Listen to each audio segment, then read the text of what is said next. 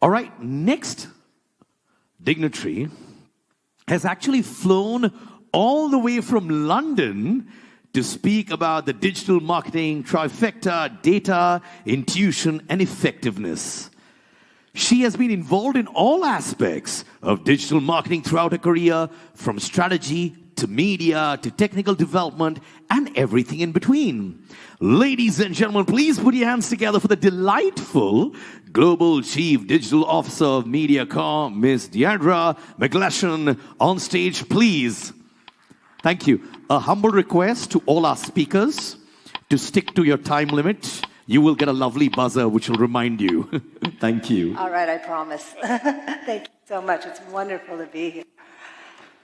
As we said, we're here to talk about the digital marketing trifecta, which is data, intuition, and effectiveness.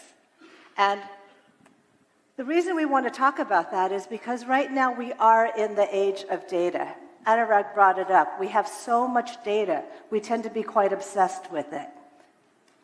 Think about what you see in the news, what you see in trade. We talk about how much there is. We talk about how big it is. We even talk about where it's stored, okay? The fact that Microsoft sank a data center into the middle of the ocean actually made news. So we are absolutely obsessed with data as a marketing community. But does that mean we've forgotten intuition? Because data is only half the story.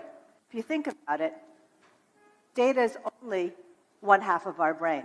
It's the part that sits on the left. There's the whole other half of intuition. So I'll give away my own punchline.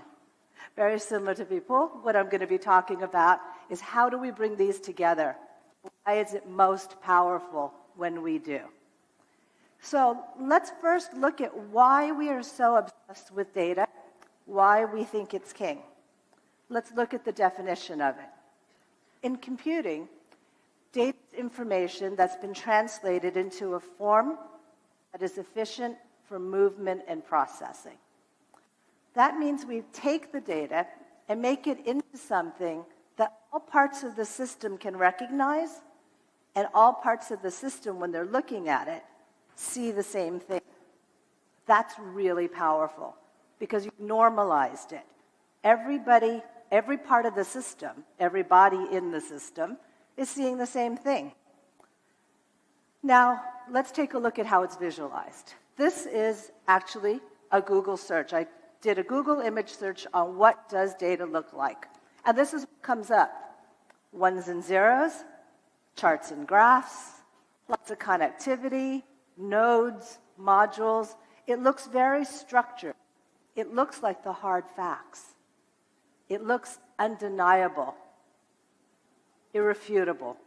It seems very solid. I think that's part of the reason we've fallen into this dream of data, and this is why we consider it so important. Because if you look on the other side, let's look at the definition of intuition.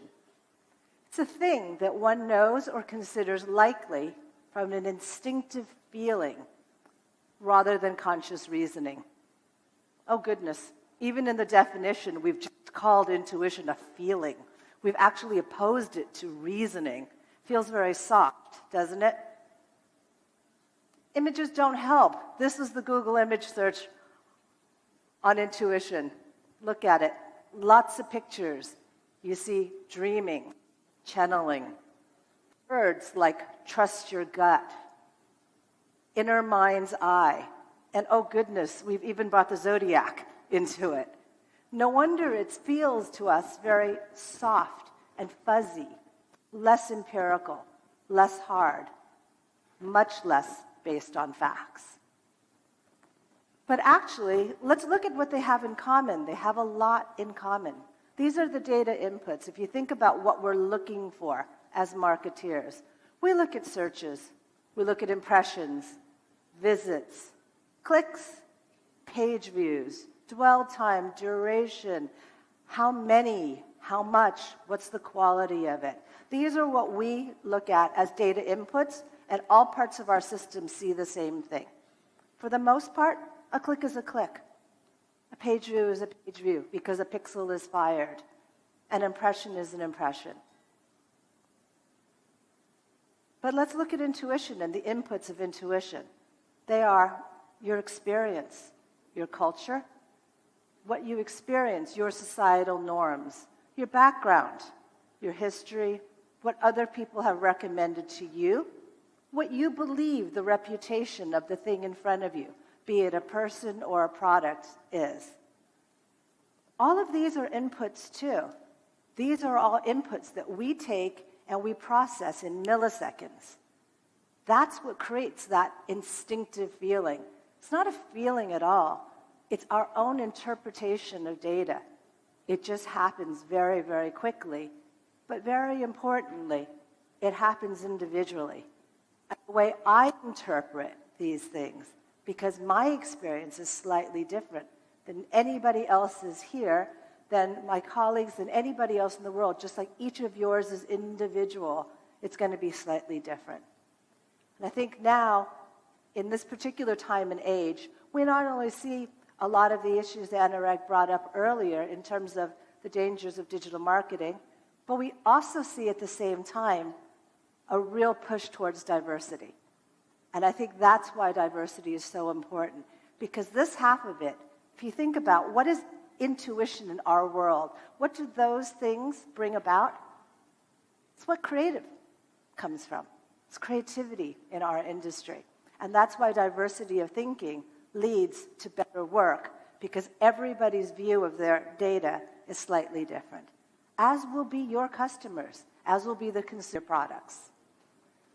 So ultimately, it's all information, and we have to bring it together, because when we do, that's when we get to the true power of marketing in today's age.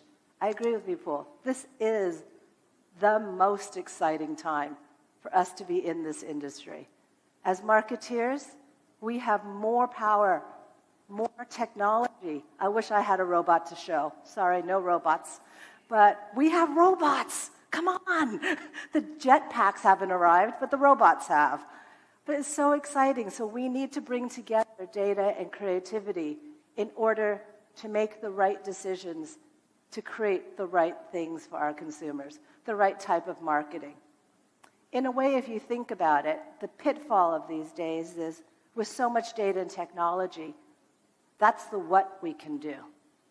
With our intuition or creativity and understanding of people, behavior, society, that tells us whether or not it's the right thing to do. Those two things have to come together. That's why at MediaCom, we talk a lot about systems, not silos. For us, marketing should be a system. It's a system that includes the consumer. There shouldn't be any dead ends. And we can't think in silos. And silos include creative or data. So that's why it's so exciting, and that's why I wanted to give away the punchline, because believe it or not, I'm going to say data and intuition or creativity brought together is the true power. And digital marketing is the best, because it's where we can really, really take advantage of it. In other mediums, we can take advantage of data and create beautiful things. But in digital, we have that extra element of interactivity. So I'm going to take the next 30 or so minutes to talk about how we can use data and creativity to first create stories, secondly, to deliver stories. They're kind of intermixed, but as I said in the old days, we would have assumed that creatives create stories, and data delivers stories. But actually, I think the best stories are created when you bring data into it. So this first case is a case from the UK, and it's Tesco. Tesco is a grocery store in the UK. And what I'm going to do is I'm going to play the case studies, and then I'm going to talk a little bit about each and what I think the good takeaways